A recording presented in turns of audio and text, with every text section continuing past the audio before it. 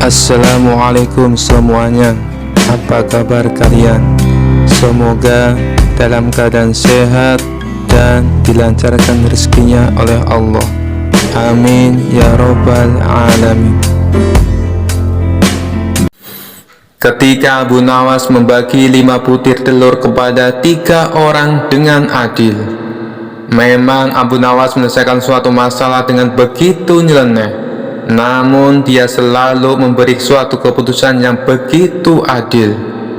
Kecerdasan serta kecerdikan Abu Nawas tersebut tersebar di seluruh penjuru negeri.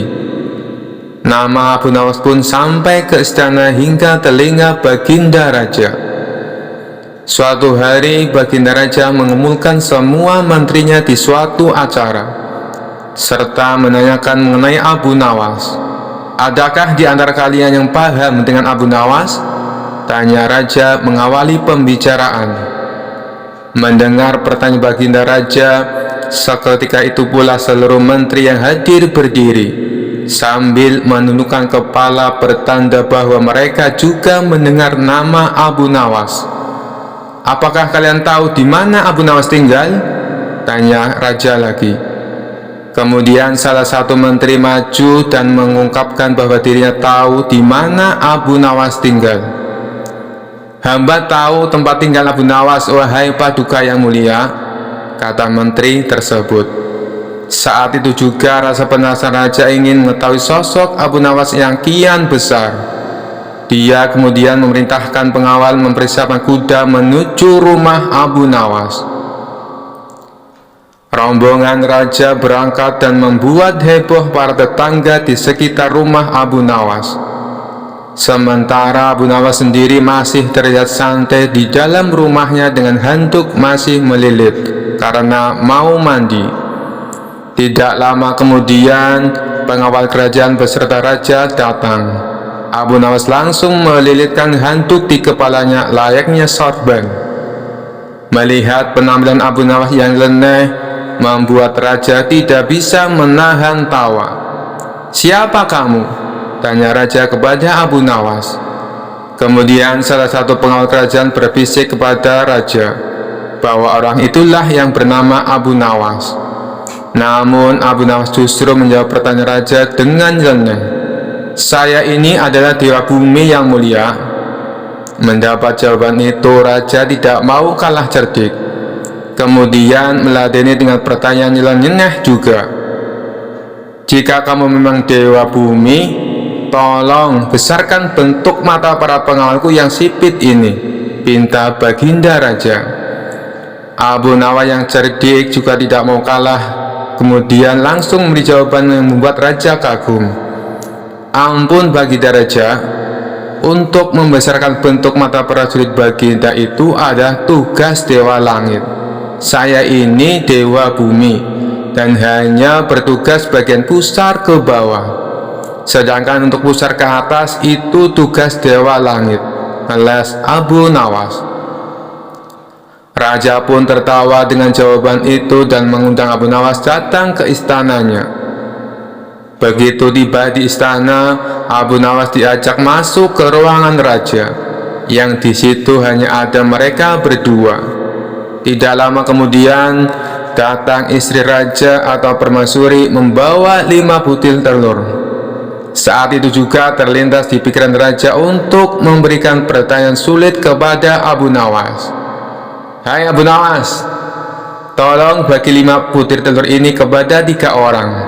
Kamu, saya, dan permaisuri saya secara adil, tapi tanpa dipecah," tantang Baginda Raja. Tentu saja perintah itu membuat Abu Nawas harus berpikir keras.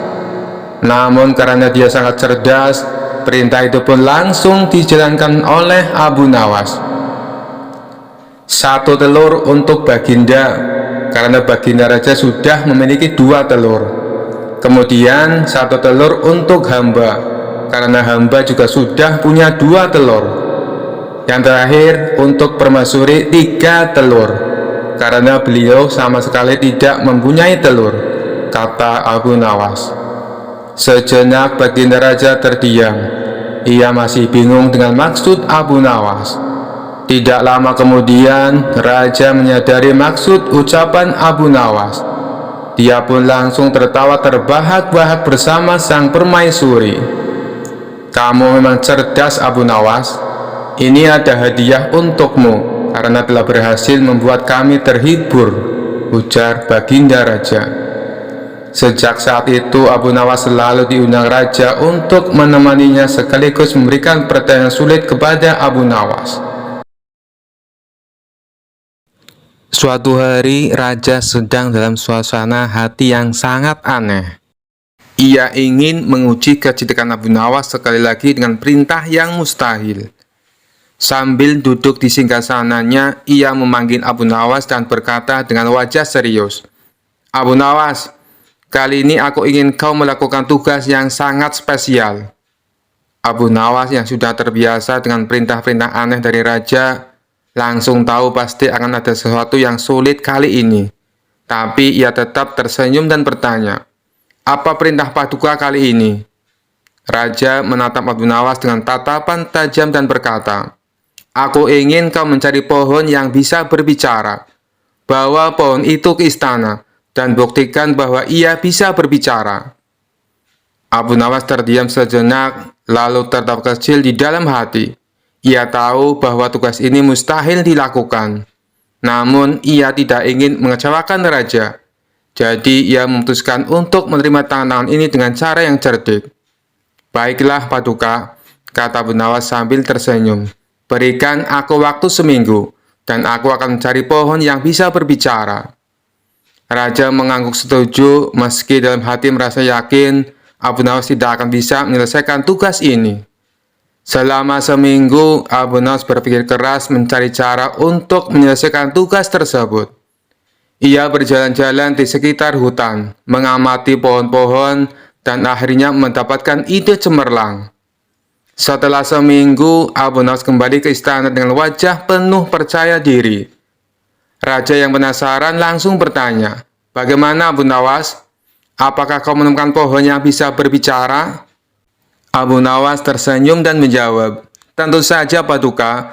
Pohon itu ada di hutan dekat desa. Saya sudah berbicara dengannya, dan ia setuju untuk menjawab pertanyaan paduka. Tapi pohon itu punya syarat." Raja tercengang dan bertanya, "Syarat? Apa syaratnya?" Abu Nawas menjelaskan, "Pohon itu tidak mau diganggu oleh banyak orang. Ia ingin paduka datang sendirian tanpa ada pengawal. Hanya dengan begitu, ia akan berbicara." Raja yang penasaran dengan keajaiban ini segera setuju. "Baik, aku akan pergi sendirian. Tunjukkan di mana pohon itu berada." Abu Nawas lalu membawa raja ke hutan, menuju sebuah pohon besar yang sangat tua. Pohon itu tampak kokoh dengan akar yang besar menjalar di sekelilingnya. Setelah sampai di depan pohon, Abu Nawas berkata, "Inilah pohon yang bisa bicara, paduka. Silakan berbicara padanya, dan ia akan menjawab." Raja yang penasaran mendekati pohon itu dan mulai bertanya, "Wahai pohon, benarkah kau bisa berbicara?" Tentu saja pohon itu diam saja, tidak ada suara apapun. Raja mulai bingung, lalu menoleh ke Abu Nawas dan bertanya, "Mengapa pohon ini tidak berbicara?" Abu Nawas yang sudah siap dengan jawabannya tersenyum lebar dan menjawab, "Paduka, pohon ini sudah berbicara. Namun ia berbicara dengan caranya sendiri, bukan dengan kata-kata." Raja semakin bingung, "Apa maksudmu, Abu Nawas?" Abu Nawas lalu menjelaskan, "Paduka, setiap pohon berbicara melalui gerakannya. Daunnya yang melambai ditiup angin, cabangnya yang bergoyang ketika disentuh, itu semua adalah bahasa mereka.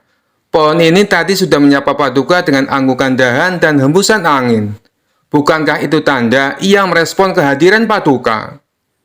Raja berpikir sejenak, lalu melihat ke arah pohon yang memang melambai sedikit karena angin. Meskipun raja tahu bahwa pohon tidak berbicara seperti manusia, ia tidak bisa menyangkal kecerdikan Abu Nawas.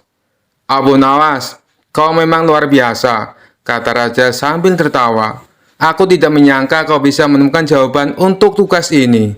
Pohon ini memang tidak berbicara seperti manusia, tapi aku harus mengakui, Kau benar, setiap makhluk punya cara sendiri untuk berbicara. Abu Nawas membungkuk hormat dan berkata, "Terima kasih Paduka. Pohon ini memang luar biasa, seperti halnya setiap ciptaan di alam.